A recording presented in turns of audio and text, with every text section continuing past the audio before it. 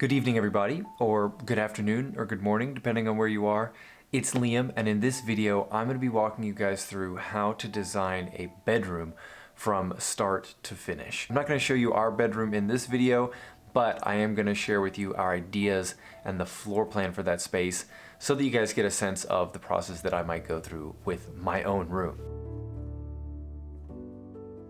So let's get into it. Now, there are 5 different steps that I'm going to walk you through in this video. The first one is sizing up your space. And essentially what this means is evaluating your space, but evaluating doesn't sound so cool, so I said sizing up. Sizing up your space basically means looking at the limitations or the opportunities that your bedroom has that will really dictate where your makeover goes for your bedroom. So what am I talking about specifically? Well, does your bedroom have windows?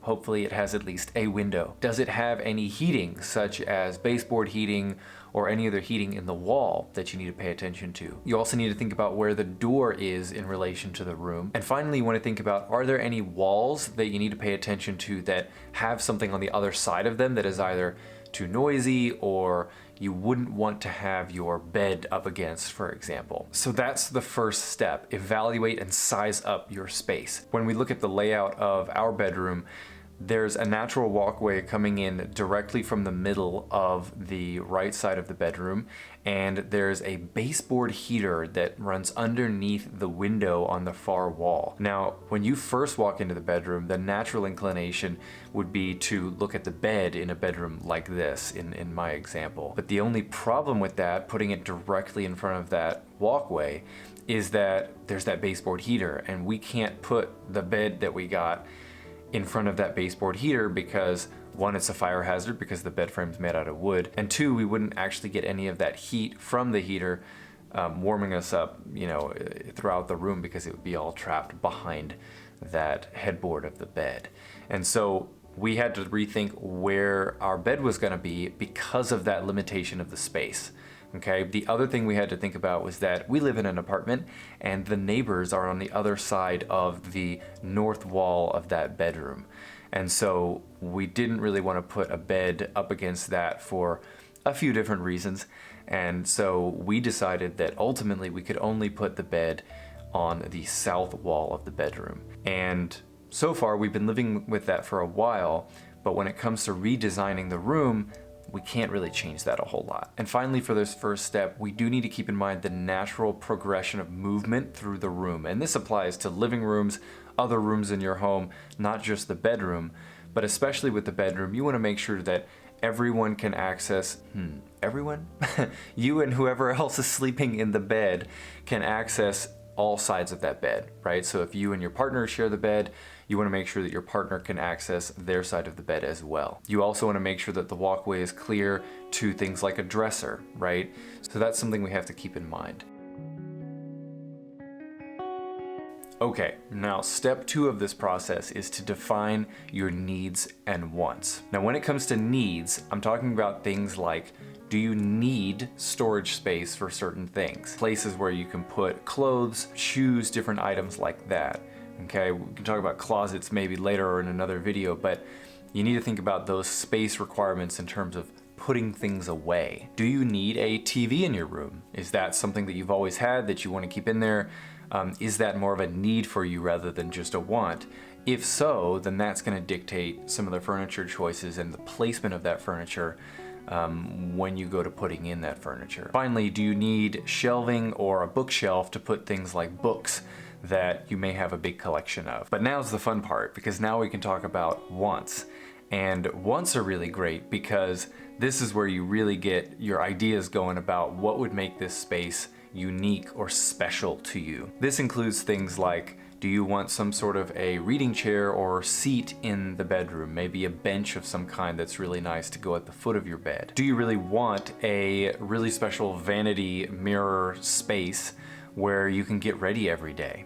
Is that like something that you would love to have? Because when you're redesigning your bedroom, you want to make sure that you make space and make room for those things that you really, really want. That's going to make it a really relaxing, welcoming special bedroom for you. And finally, just start to think about some of the feelings that you want for your bedroom, because those will help guide you in the future. Personally, when it comes to needs and wants, we needed a lot of space for storage, and so we actually got a bed not too long ago from IKEA that has drawers that roll out underneath it so that we can store more things under the bed, just because we live in a one-bedroom apartment and we tend to find that there's not a whole lot of space to store stuff if we want to, for example, use the closet for clothes and not boxes. So a bed with storage was really important to us. Now, when it comes to wants, we have a lot of really cool ideas for this space.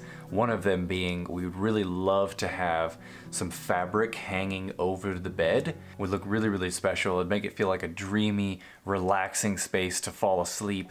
And so that's something that we might do. A recent one that came up because of COVID actually was having a secondary desk in the apartment that is just a small, very minimal writing desk. There's some really cool like ladder writing desks that we've seen that are very minimal, and it would really help because sometimes we have situations where we both have to work from home, and being in a one-bedroom apartment, we really only want to have one main desk space.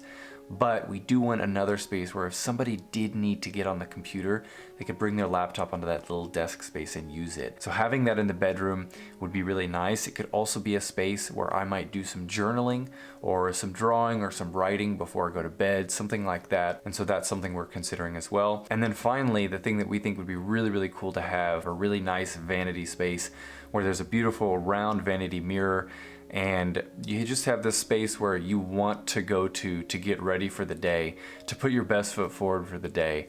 Sometimes living in a state like Washington where it rains a lot, it's cold pretty often, and people don't always dress the most formally. Sometimes we don't put as much effort forth as we might in other places simply because of the type of environment that we're in.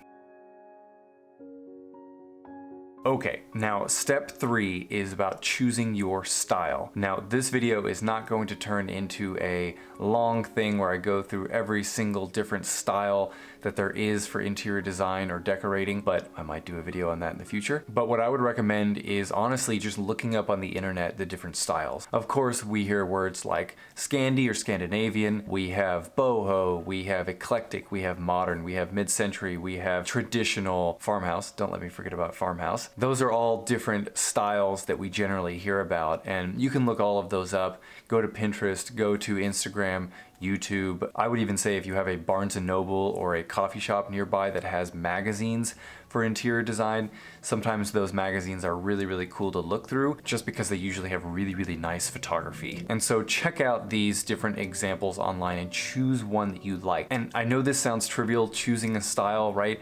But it's actually really, really important because I can't tell you how many times I've been on different threads in Reddit related to interior design, you know, seeing questions posted online about what should I do with my room. And the first thing that is evident from what they're showing in a photograph is that they don't know what style they like. Don't be afraid to go and stick to a style when it comes to decorating a room. You need to try out these styles if you don't really know what yours is. Choose some of the elements that you like, choose some of the styles that you know you would like, and try them out, but you need to kind of stick to those styles. That's my opinion. You can mix styles, but I think you should really try to stick to 1 or 2, maybe 3, because that's going to allow you to get the most out of it rather than just kind of throwing random things together. So commit to a style. When it comes to our style, we like Scandinavian, we like Bohemian, we kind of like eclectic stuff, but generally it's Scandinavian and Bohemian, and so we really want our bedroom to have that Scandi boho feel with a few eclectic things, maybe some picture frames, some artwork in there too, because Hannah's an artist. I like creative artsy things as well. So that's kind of the blend that we're going for. Okay, now moving on to step 4, and this one is very exciting to me because this is all about making it cozy. When you're designing a space, you eventually get to this step, not in the beginning, but kind of towards the end. You want to be thinking about how can you make your space cozy. Again, most people want their bedroom to be a comfortable, relaxing, peaceful place to be, to end their day, to start their day in that kind of a mood, right? So making a room cozy is about things like lighting, it's about things like textures, and pillows and that sort of thing, okay? Generally, when it comes to lighting, when it comes to the color of the bulbs, we want warmer colored bulbs. That's kind of like what you see behind me. Those are warmer colored lights.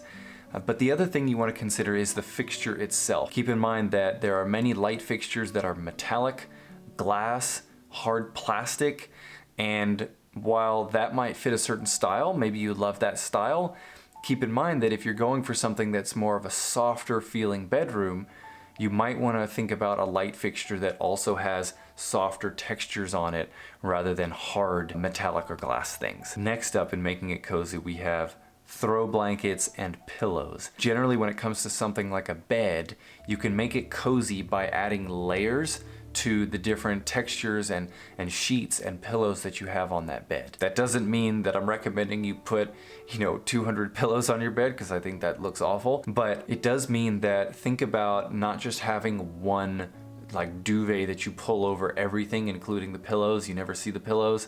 That's not what you want to go for. You want to see those pillows. So you want one set of pillows to be a certain color or texture, and you want the next set of pillows that go on top of those to be a different color or texture. And the same thing goes for the sheets and for the duvet or the duvet cover or the quilt or whatever you're using to keep you warm at night. This also applies to throw blankets, but you can also add coziness to the room by adding things like rugs. Oh, and don't forget about something like candles, because candles can make a space that feels kind of cold and uninviting and turn it into something that feels really welcoming and moody, just with like 1 or 2 candles in the room even.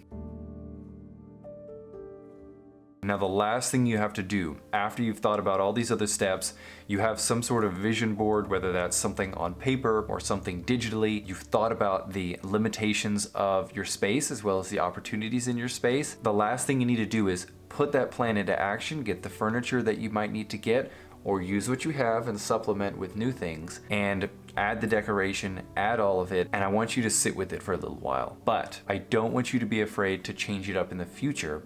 I just want you to try it out for more than just a couple days. Stick with it for at least, I would say, a couple weeks, so that you learn what you liked about it and what you didn't like about it. You don't want to just abandon all of your ideas upon one first impression that you had just because it's new and different than what you had before. Really try to live with it for a little while before you make any dramatic changes. But absolutely feel free to change things up in the future and go a whole new direction if you want to.